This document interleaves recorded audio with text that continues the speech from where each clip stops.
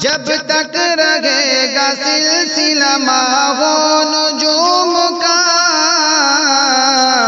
ڈنکا بجے گا چار سدار العلوم کا۔ الرحمن الرحیم، الحمد للہ رب العالمین، والصلاة والسلام علی سیدنا و مولانا محمد خاتم النبیین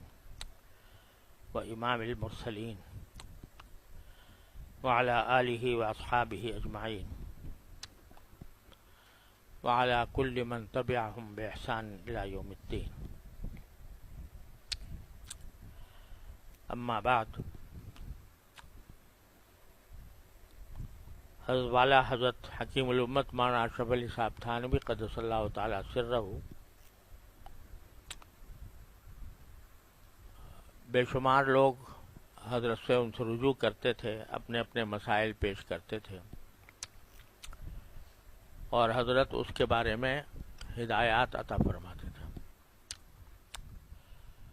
عام طور سے ایسا ہوتا تھا کہ حضرت کے پاس ڈاک آتی تھی، اس ڈاک میں کچھ سوالات فقہی مسائل سے متعلق ہوتے تھے کہ فلاں کام جائز ہے، ناجائز ہے وغیرہ، اور کچھ ایسے ہوتے تھے جو لوگ اپنی اصلاح کے لیے حضرت والا کے پاس خط و کتابت کرتے تھے، تو اپنے مسائل پیش کرتے تھے، اس کا جواب دیتے تھے، اور پھر اسی وقت میں خاص مجلس بھی ہوتی تھی، تو جو خط آتا تھا اس میں ایک طرف تو جو مسائل کا جواب ہوتا تھا وہ حضرت لکھتے تھے، اس سے فتاوی تیار ہو رہے تھے، اور ایک لوگوں کے جو روحانی مسائل ہیں، اصلاح سے متعلق ہیں، ان کا جواب لکھتے تھے، اس سے تربیت السالک تیار ہو رہی تھی۔ یعنی یہ سارے تصوف کی تاریخ میں واحد مثال ہے کہ مریدین نے شیخ کے ساتھ جو رجوع کیا شیخ سے کسی مسئلے کے بارے میں، تو اس کو حضرت نے جو جواب دیا وہ محفوظ ہو گیا، اور محفوظ ہو کر اس کی 2 جلدیں تیار ہو گئیں تربیت السالک کے نام سے۔ تربیت السالک اگر آدمی پڑھے تو تصوف کے راستے میں، سلوک کے راستے میں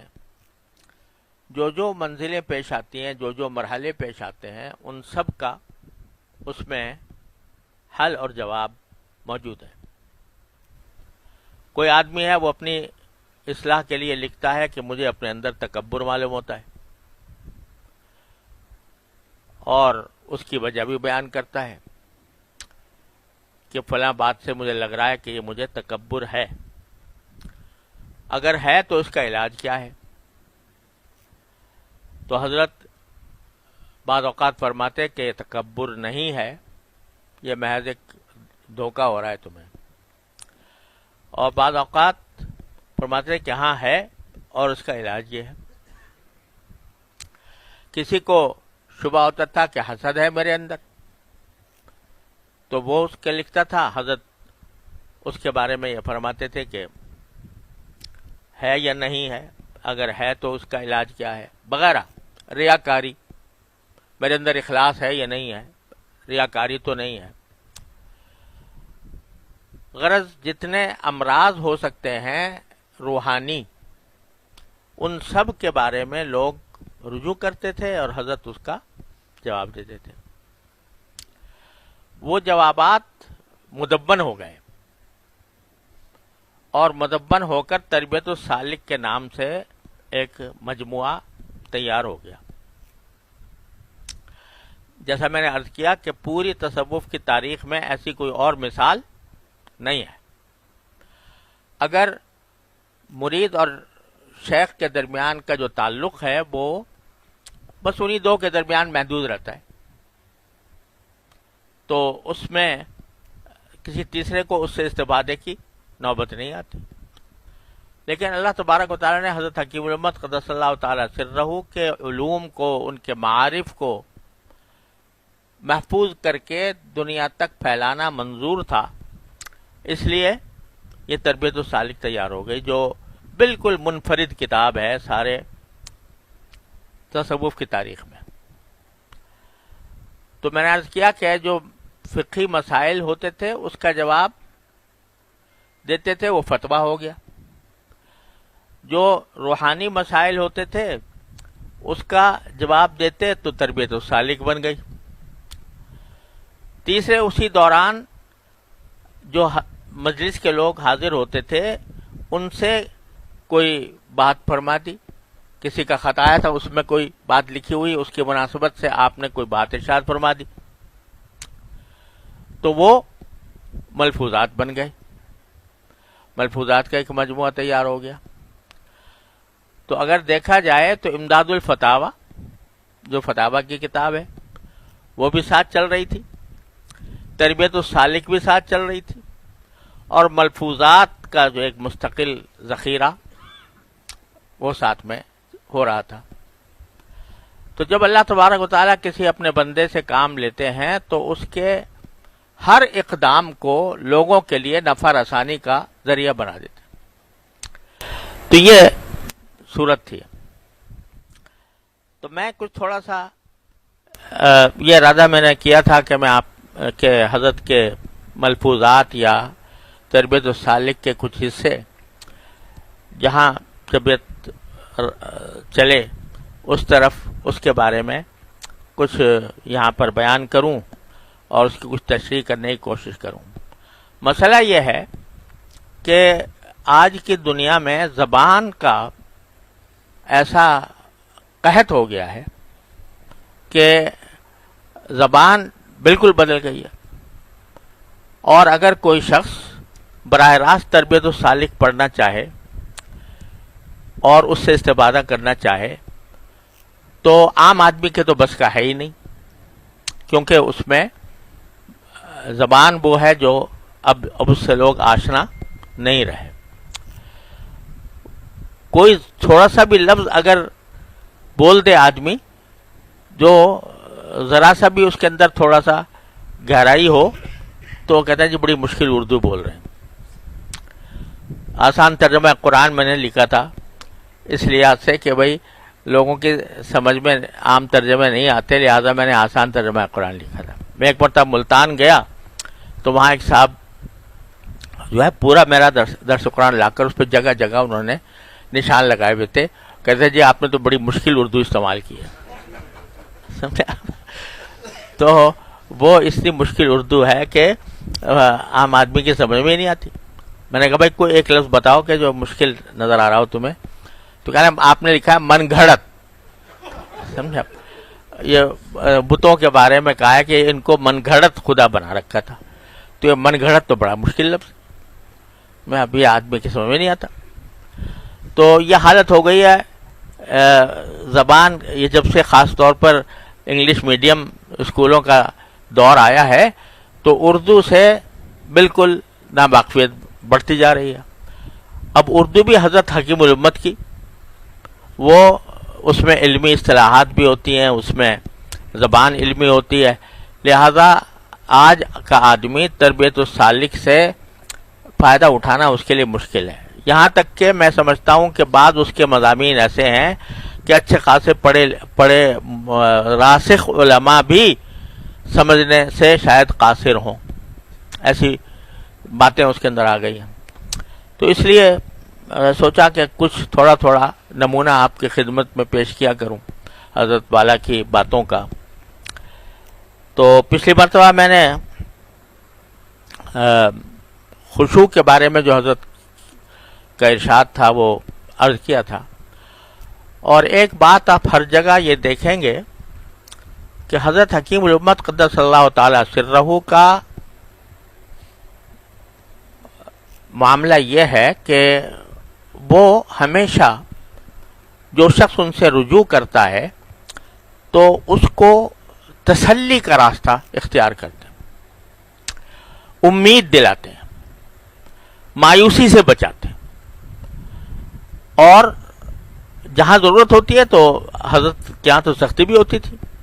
لیکن جس شخص کے بارے میں یہ پتا ہو کہ یہ راستے پر چل پڑا ہے، اب اس کے ساتھ جو حالات پیش آتے ہیں ان حالات کو کے اندر حتی الامکان حضرت اس کے لیے تسلی کا کوئی راستہ پیدا فرماتے ہیں، اور وہ چیزیں بیان کرتے ہیں کہ جس میں اس کو امید پیدا ہو، مایوسی نہ ہو۔ اب یہ ایک خط میرے سامنے ہے، ایک صاحب نے اپنے حالات میں لکھا کہ میں سخت بیمار ہوں، اور یہ بھی لکھا کہ الحمدللہ میں جب بیمار ہونے کی حالت میں اس بات کا بھی دھیان کرتا ہوں کہ بہت سے لوگ بیمار ہوتے ہیں، مجھ سے زیادہ ہوتے ہیں، میں اتنا زیادہ نہیں ہوں۔ اس بات کا بھی مراقبہ کرتا ہوں، سوچتا ہوں کہ بہت سے لوگ ایسے ہوتے ہیں جو بیمار ہوتے ہیں مگر ان کے پاس دوا دارو کا انتظام نہیں ہوتا، یا اس کو کوئی ایسا طبیب میسر نہیں آتا۔ مجھے الحمدللہ طبیب بھی میسر ہے۔ تیسرے یہ بھی سوچتا ہوں کہ میرے پاس الحمدللہ تیماردار موجود ہیں جو میری تیمارداری کرتے ہیں، میرا خیال رکھتے ہیں۔ یہ سب باتیں سوچتا ہوں، لیکن اس کے باوجود بیماری تحمل سے باہر ہو رہی، برداشت سے باہر ہو رہی، اور اس برداشت سے باہر ہونے کی وجہ سے میں یہ سوچتا ہوں کہ باوجود ہے کہ میں یہ باتیں سوچ رہا ہوں پھر بھی تحمل سے باہر ہے، تو یہ میری کوئی اتنی کمزوری ہے کہ جس کی وجہ سے میں اس کا تحمل نہیں کر پا رہا۔ تو حضرت والا نے ان کو جو جواب دیا وہ ایک طرف تو یہ فرمایا کہ جب انہوں نے کہا کہ میں اس بات کا تصور کرتا ہوں کہ بہت سے لوگ مجھ سے زیادہ تکلیف میں ہیں، مجھے اتنی نہیں ہے، تو آپ نے اس کے اوپر خط کھینچ کے اس پر لکھا کہ یہ تو آپ کا پہلا مراقبہ ہوا جو بہت مفید مراقبہ ہے۔ جب انہوں نے لکھا کہ میں یہ سوچتا ہوں کہ بہت سے لوگوں کو دوا دارو کا بھی انتظام نہیں ہوتا، طبیبوں کا بھی انتظام نہیں ہوتا، مجھے الحمدللہ یہ اطمینان حاصل ہے، تو آپ نے اس پر لکھا کہ یہ دوسرا مراقبہ ہوا۔ اور جب یہ لکھا کہ بہت سے ایسے ہوتے ہیں جن کا کوئی تیماردار نہیں ہوتا،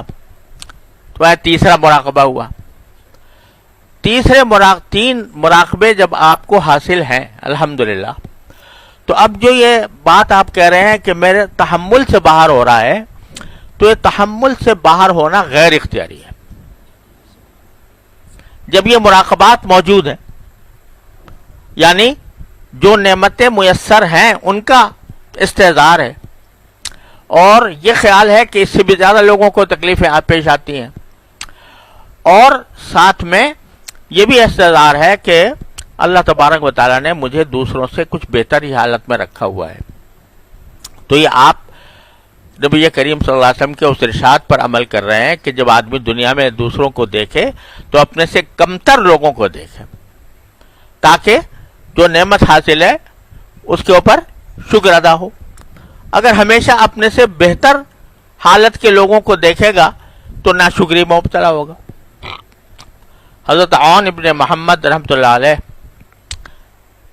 ایک مشہور بزرگ ہیں، وہ یہ فرماتے ہیں کہ میں ایک زمانے میں بڑے بڑے امیروں کے ساتھ بیٹھتا تھا، دولت مند لوگوں کے ساتھ، تو مجھ سے زیادہ غمگین کوئی شخص نہیں تھا، کیونکہ جہاں جاتا ہوں تو دیکھتا ہوں اس کا گھر میرے گھر سے اچھا ہے، اس کی گاڑی میں اس کی سواری میری سواری سے اچھی ہے، اس کے کپڑے میرے کپڑوں سے اچھے ہیں، نتیجہ یہ کہ میں اس غم میں رہتا تھا کہ دوسروں کو تو یہ نعمتیں حاصل ہیں اور میں ان سے محروم ہوں، غم میں رہتا تھا۔ لیکن بعد میں نے غریب لوگوں کے ساتھ صحبت اختیار کی، غریبوں کی صحبت میں جا کر مجھے راحت مل گئی۔ راحت یہ مل گئی کہ الحمدللہ مجھے معلوم ہوتا ہے کہ میرا گھر دوسرے کے گھر سے اچھا ہے، میرا لباس دوسرے کے لباس سے اچھا ہے، میری سواری دوسرے کے سواری سے بہتر ہے، تو بس مجھے راحت مل گئی۔ جب میں نے نبی کریم سرور دو عالم صلی اللہ علیہ وسلم کے اس ارشاد پر عمل کیا کہ اپنے سے نیچے آدمیوں کو دیکھا کرو تاکہ تمہیں اپنی حاصل شدہ نعمتوں پر شکر کی توفیق ہو، تو مجھے راحت مل گئی۔ تو جب یہ تمہیں 3 مراقبے یا 3 باتوں کا استحضار حاصل ہے تو جو نبی کریم صلی اللہ علیہ وسلم کی تعلیم ہے اس پر عمل کر لیا۔ لہذا یہ جو مراقبے آپ نے کیے ہیں، یعنی یہ مراقبے سے مراد یہ کہ اس بات کو سوچنا، اس کا دھیان کرنا کہ دھیان اس بات کو کیا تو یہ نعمت حاصل ہو گئی، یہ جو مقصود ہے وہ حاصل ہو گیا الحمدللہ۔ میں نے حضرت اپنے والد ماجد رحمۃ اللہ علیہ سے سنا کہ حضرت میاں صاحب حضرت مولانا سید اصغر حسین صاحب رحمۃ اللہ علیہ جو بڑے درجے کے اولیاء اللہ میں سے تھے، مادرزاد ولی تھے۔ میرے دادا ان کے بارے میں فرمایا کرتے تھے کہ یہ ان کے حضرت ہمارے دادا کے شاگرد تھے۔ میرے دادا حضرت مولانا محمد یاسین صاحب رحمۃ اللہ علیہ ان کے شاگرد تھے یہ حضرت میاں صاحب، اور یہ فرماتے تھے کہ یہ مادرزاد ولی ہیں، کیونکہ بچپن میں پڑھایا تھا دادا نے۔ بچپن میں جبکہ حضرت ہمارے دادا جو تھے حضرت مولانا محمد یاسین صاحب رحمۃ اللہ علیہ، وہ ساری زندگی انہوں نے دارالعلوم دیوبند میں فارسی اور حساب پڑھایا، حالانکہ حضرت حکیم الامت کے ہم سبق تھے، حضرت تھانوی کے ہم سبق تھے، تو پورے عالم تھے، لیکن بزرگوں نے اس کام پہ لگا دیا کہ فارسی پڑھاؤ اور ریاضی پڑھاؤ، تو ساری زندگی فارسی اور ریاضی ہی پڑھاتے رہے۔ درس نظامی کے جو اوپر کی کتابیں ہیں وہ کبھی نہیں پڑھائیں، لیکن اسی میں لگے رہے کہ بزرگوں نے لگا دیا، بس اسی پہ لگے ہوئے۔ تو حضرت میاں صاحب جو تھے، جو لہذا کم عمر لوگ آتے تھے حضرت کے پاس، کم سن بچے آتے تھے، تو حضرت میاں صاحب بھی کم سن تھے، تو کم سنی میں بچپن میں دیکھا تھا حضرت میاں صاحب کو، تو وہ فرماتے تھے میں نے بچپن سے ہی اس شخص کو مادرزاد ولی دیکھا، اور جب کبھی درسگاہ میں کوئی بات غلط ہو گئی ہوتی اور میں پوچھتا بھائی کس نے کی ہے، تو لوگ تو چھپتے پھرتے تھے، یہ کھڑے ہو گئے حضرت غلطی مجھ سے ہو گئی تھی، مجھ سے غلطی ہو گئی تھی۔ تو کہتے ہیں مادرزاد ولی تھے۔ تو میرے والد ماجد قدس اللہ تعالی سرہ کے استاذ بھی تھے اور انتہائی بے تکلف بھی تھے۔ تو حضرت والد صاحب، عجیب عجیب واقعات ہیں ان کی زندگی کے۔ تو حضرت والد صاحب مطالعہ فرماتے ہیں کہ ایک مرتبہ میں ان پتہ چلا کہ بخار ہو رہا ہے بہت سخت، تو میں ان کو عیادت کے لیے گیا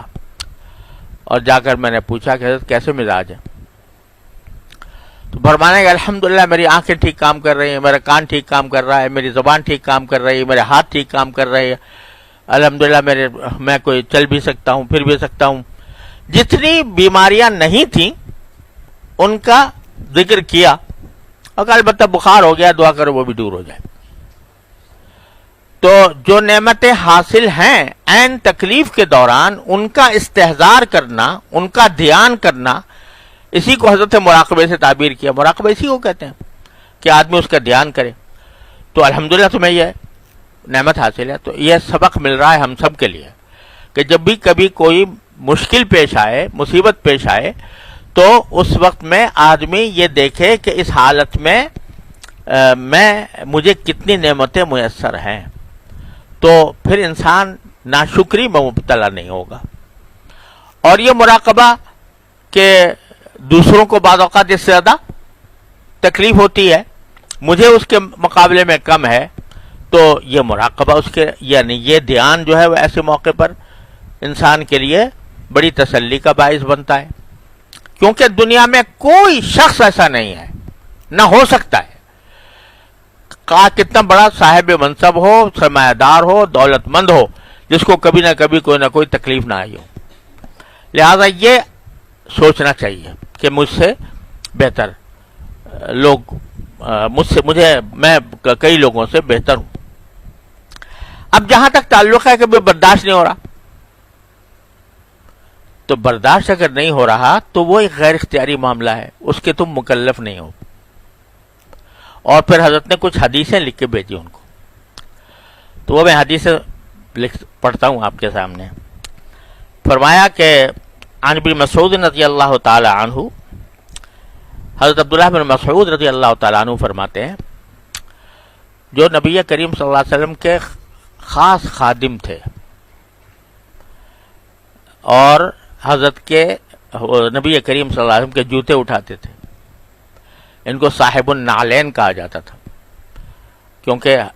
حضور اقدس صلی اللہ علیہ وسلم کے جوتے اٹھانے کی سعادت ان کو حاصل تھی۔ اور تکیہ حضرت کے لیے اٹھاتے تھے، صاحب الوسادہ بھی ان کو اسی وجہ سے کہا جاتا تھا۔ اور گھر میں ان کا اتنی کثرت سے آنا جانا تھا کہ لوگ یہ کہتے تھے کہ ہمیں ایسا لگتا ہے جیسے یہ نبی کریم صلی اللہ علیہ وسلم کے گھر کے ایک فرد ہیں۔ تو وہ فرماتے ہیں کہ میں ایک مرتبہ رسول کریم صلی اللہ علیہ وسلم کی خدمت میں حاضر ہوا، وَهُوَ يُوعَكْ، آپ کو شدید بخار تھا، شدید بخار میں تھے رسول کریم صلی اللہ علیہ وسلم۔ فَمَسَسْتُهُ بِيَدِي، میں نے اپنے ہاتھ سے نبی کریم صلی اللہ علیہ وسلم کو چھوا۔ فَقُلْتُ، میں نے کہا کہ إِنَّكَ تُوعَكُ وَعَكًا شَدِيدًا، آپ کو تو بہت سخت بخار ہو رہا ہے۔ تو حضور اقدس صلی اللہ علیہ وسلم نے فرمایا کہ اجل انی اُوعَكُ كَمَا يُوعَكُ الرَّجُلَانِ مِنْكُمْ، مجھے بخار ایسا ہوتا ہے کہ جیسے تم میں دو آدمیوں کا بخار ہو تو اس کا جو مجموعہ ہے وہ مجھے ایسا بخار ہوتا ہے شدید، مجھے دو آدمیوں کے برابر۔ تو میرا بخار جو ہے وہ تم جیسے دو آدمیوں کے برابر بخار ہوتا ہے شدید۔ تو میں نے اس وقت کہا کہ ذالک بأن لک اجرین، کیا اللہ تعالیٰ آپ کو جو عام لوگوں سے زیادہ بخار تیز کرتے ہیں، کیا اس لیے کہ تاکہ آپ کو ڈبل اجر ملے؟ تو آپ نے فرمایا کہ ہاں، اللہ تبارک و تعالیٰ میرا بخار بھی اتنا زیادہ کرتے ہیں کہ اس کی تاکہ مجھے عام لوگوں کے مقابلے میں زیادہ اجر حاصل ہو۔ تو کیا معنی ہوئے کہ بخار چڑھنا تو غیر اختیاری ہے نا معاملہ، اس میں خود نبی کریم سرور دو عالم صلی اللہ علیہ وسلم جب شدید بخار کی حالت میں تھے تو کبھی آپ سے کچھ اضطرابی کیفیات بھی ثابت ہیں، تو وہ چونکہ غیر اختیاری ہیں تو وہ صبر کے خلاف نہیں اور رضا بالقضاء کے خلاف نہیں، اللہ کی تقدیر پر راضی رہنے کے خلاف نہیں۔ اگر آدمی زیادہ بے چین ہو رہا ہو، بے چینی کا اظہار کر رہا ہو، تحمل سے باہر ہو رہی ہو کوئی چیز، تو اس میں اس کو یہ نہ سمجھنا چاہیے کہ یہ بے صبری ہے، وہ چونکہ غیر اختیاری بات ہے، اس لحاظ سے انسان اس کا مکلف نہیں۔ اور ایک حدیث ذکر فرمائی، حضرت انس رضی اللہ تعالیٰ عنہ فرماتے ہیں کہ ان عظم الجزاء مع عظم البلاء، یہ حضور اقدس صلی اللہ علیہ وسلم کا ارشاد نقل کیا انہوں نے کہ جو کوئی مشکل یا مصیبت آتی ہے، بڑی مصیبت، تو وہ اس کا اجر بھی اتنا ہی زیادہ ہوتا ہے۔ اور پھر فرمایا ان اللہ تعالی اذا احب قوما ابتلاهم، بعض اوقات ایسا ہوتا ہے کہ باری تعالی کسی بندے سے محبت فرماتے ہیں تو اس کو آزمائش میں ڈال دیتے ہیں، یعنی یہ آزمائش جو ہے یہ درجات کی بلندی کا ذریعہ بنتی ہے اور اللہ تعالیٰ کی محبوبیت کی علامت ہے. بعض دلائل سے یہ معلوم ہوتا ہے کہ بھئی مصیبت جو آتی ہے انسان کے اوپر وہ اس کے گناہ کی وجہ سے آتی ہے. ما اصابکم من مصیبت فبما کسبت ایدیکم، قرآن شریف نے فرمایا تمہیں جو بھی مصیبت آتی ہے وہ تمہارے اپنے اعمال کی وجہ سے آتی ہے. تو بہت سی مصیبتیں اللہ بچائے اس لیے آتی ہیں کہ ہم کسی بدعملی میں مبتلا ہوتے ہیں تو اللہ تعالیٰ اس کو. اب یہ پہچان کہ کون سی مصیبت ہماری بدعملی کی وجہ سے آ رہی ہے اور کون سی مصیبت ہمارے لیے اجر کا باعث بن رہی ہے، پہچان یہ ہے کہ اگر مصیبت میں آدمی بس وابیلہ ہی کرتا رہے اور اللہ سے رجوع نہ کرے، اللہ تعالیٰ سے رجوع نہ کرے، استغفار نہ کرے، اللہ سے دعائیں نہ مانگے اور بس وابیلہ کرتا رہے، اللہ بچائے یہ علامت اس بات کی ہے کہ یہ گناہوں کی سزا ہے. لیکن اگر اس میں توفیق ہو جائے استغفار کی اور اللہ تعالیٰ سے رجوع کرنے کی، دعا کرنے کی، تو یہ علامت اس بات کی ہے کہ اللہ تبارک و تعالیٰ یہ جو مصیبت ہے، یہ جو تکلیف ہے، اس کو میری گناہوں کی مغفرت کا ذریعہ بنا رہے ہیں اور میرے انشاءاللہ اس سے درجات بلند ہو رہے ہیں. لہذا اگر بندہ کسی مشکل میں مبتلا ہے، کسی غم کا سامنا کر رہا ہے اور رجوع اللہ کی توفیق ہو رہی ہے، رجوع اللہ اس معنی میں کہ استغفار کی توفیق ہو رہی ہے اور دعا کی توفیق ہو رہی ہے کہ اللہ یہ مشکل مجھ سے دور فرما دے، تو اس میں یہ علامت اس بات کی ہے کہ انشاءاللہ اجر میں اضافہ ہو رہا ہے.